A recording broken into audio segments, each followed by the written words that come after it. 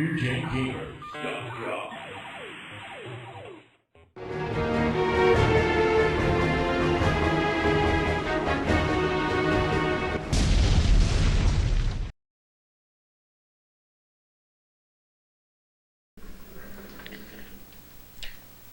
And welcome back. We're going to take this opportunity to tell you about the Jaguar red screen of death. Because apparently, anytime you don't put the cartridge in correctly, you get this screen. Wah, wah. Welcome back, everybody. Today, we're taking a look at, however the hell you say that, Valdier. Somebody please correct me on that. Skiing and snowboarding for the Atari Jaguar. French. Possibly. I mean, it's got enough French. little quotation thingies in it. Yeah. Actually, I think that one quotation thingy up there above the E is supposed to be a, accent mark. Okay. So what does it mean? I have no clue. Oh. Well, I thought you were going to be helpful as far as that goes. No. So what do we want to play today? Snowboarding or skiing?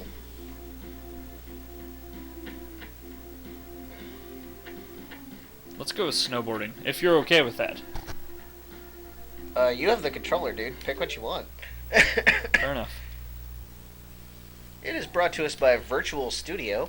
Come on. I think. Yeah, Virtual Studio. They have their name all over it. And here we get a look at some snowboarding. It's kind of like a slalom track. As you can see, he's got a timer there. And I'm not doing real well. Yeah, you are kind of missing a few of those. Like, all of them. I bet if they get points for hitting the poles, though, you'd be good. Well, if you're on the inside of the poles, you get points for hitting the poles. Yeah.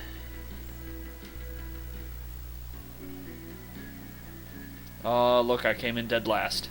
Well, yeah. I'm actually pretty far behind, too. Yeah. I fail. Here. What, do you want me to try it? Yup. Alright. So what do you think of this? As far as what it is, I mean, for a Winter Times game thing, I'd like to see more, tricks and whatnot, instead of just, the slalom. I'd like to see, a half pipe, or, a ski thing where you're supposed to, actually come off and do, flips and tricks and whatnot there. So in other words, you want SSX?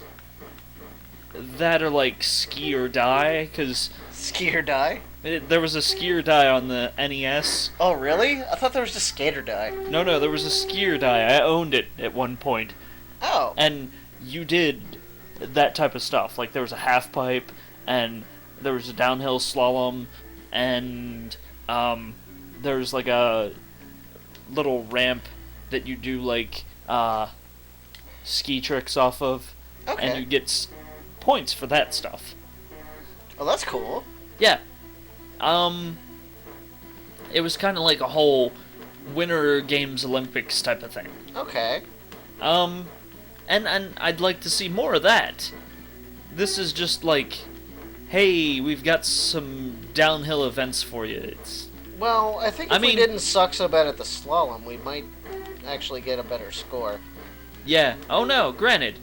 But Might get to see more events, too. considering the speeds at which you have to take the slalom, kind of aggravates me. Yeah, I slowed down considerably.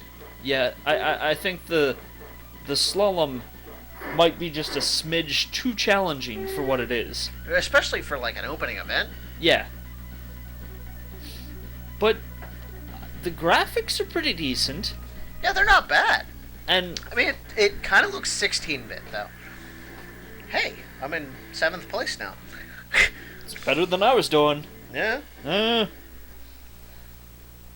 Well, once you get the course down and know when to move and everything, because it's pretty much laid out the same every time. As I say that, they change it on me. Right. That's usually the way things work, though. I mean, in my experience. But, anyway, I mean, the snow looks fairly realistic. It looks white. Yeah, it looks white, and it's got some shading on it, so... I mean, at least it's not yellow, right? Yeah. Oh, you failed. Did I fail? Like, fail? Yeah, like, fail, because you missed the finish. Like, it won't even count you. See? Oh, damn. Yeah. Didn't even know that, did you? You know what? I'm going to do downhill. Let's Fair do enough. downhill. Now watch, it probably is a slalom too. Oh yeah, it's still downhill. That's the thing. I mean, you don't have to... And you still have to stay inside of the little red things, but I think it's designed so you're supposed to do more tricks. I'm trying. How'd you do that thing earlier where you held onto the board? That's something. What, have you caught fire or something? What? He's on fire! This is an NBA Jam, folks. Come on. Man, I rolled like 7 times there. That's probably why you're on fire again. I am a little disappointed at kind of the draw distance. I mean, it moves fast, but I can't really see what's ahead of me. I think that's kind of the point. Skiing in general, I think, is kind of disorienting. Fair enough. So And- it's a good representation of the sport then, right? Right.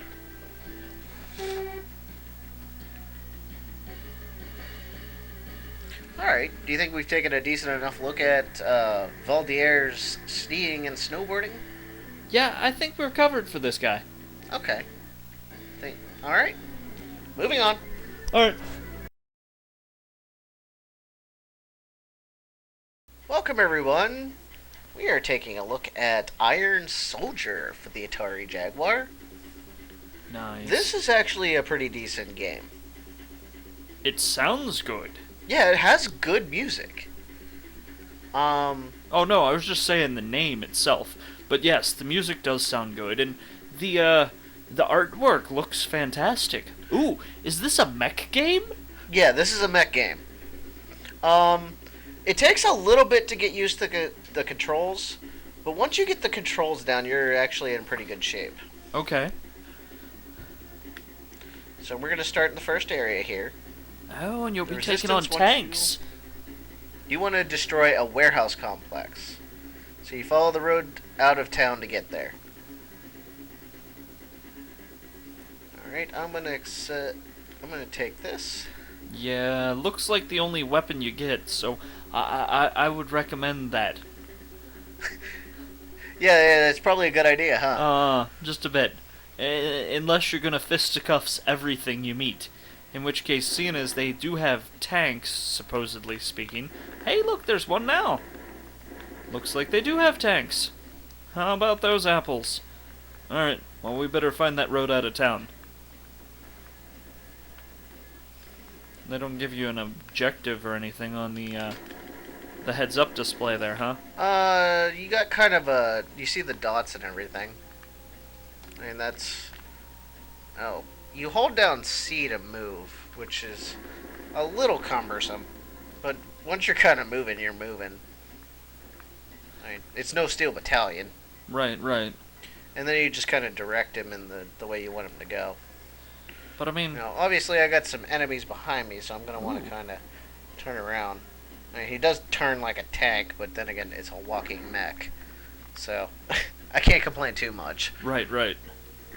And I'm kind of impressed with this a little bit more than the last game that we went through, because Well, look at the rendering on it. I mean, uh, there's actually some decent detail to it. yeah, there's actually some texturing here and there, and windows, and the mountains in the background are all like static background, like, hey, we pre-rendered these somewhere else, like you've seen in Resident Evil games on the GameCube in the future.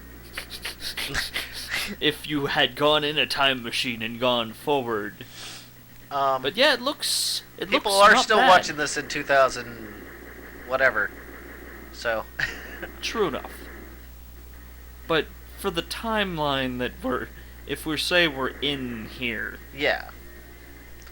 If we were looking at it from this point in time. From this timeline, I mean, it's not fair to look at it from like, hey, we're looking at it from 2011. Right. That's kind of ridiculous. Right. Because it's not fair to the game or the system. Yeah, you kind of have to look at the system in the context of what it is. Right. Well, the helicopters kind of went down. I mean, the console came out in '93. It was supposed to compete directly with, the Super Nintendo and the Sega Genesis. Right. So. And the price point on this guy was what, like $250? $249.99. $250. Yeah, $250. And the SNES was what, $150, and the Genesis was. They were about $150 at that time. I mean, give or take. All right. And its nearest competitor that came out that year was the Panasonic 3DO, which it definitely beat as far as price point went, because the 3DO went for about $700. But from what I've seen of the 3DO, it was far and away ahead of its time. It was. Oh yeah, the 3DO was definitely worth it at the time, but most people didn't feel that way. That's understandable. So the Jaguar was an affordable console to get right off the bat. It had a small selection of games to start with. The Cybermorph and Iron Soldier here. Well, Iron Soldier didn't make it out until the year after.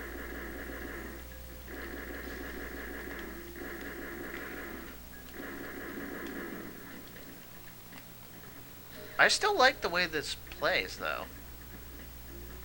Still walks like a tank. No, it's understandable. I mean, you're pretty much a huge mechanized robot doing battle with airplanes and tanks. I'm sure both of which are more maneuverable. Yeah, that's true. This may be our equipment facility that we're trying to destroy. Let's see if I can pick up the pace. Oh, no. Move forward. There we go. We're at full speed.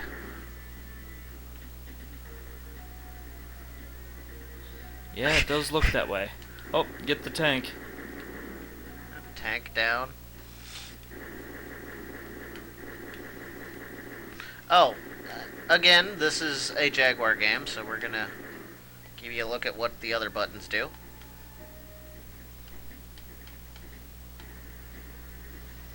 Okay.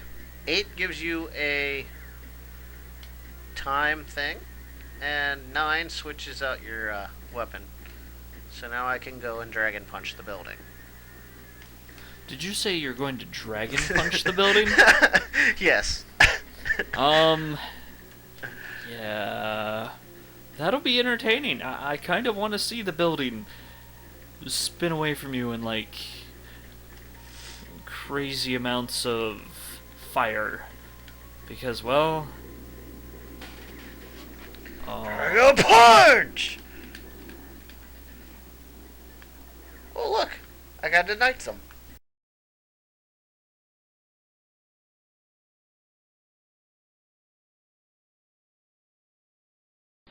Some of you believe your system is the most advanced in the universe. Let's review the numbers. Sega Genesis is 16 bits. 3DO is 32 bits. The Atari Jaguar is 64 bits.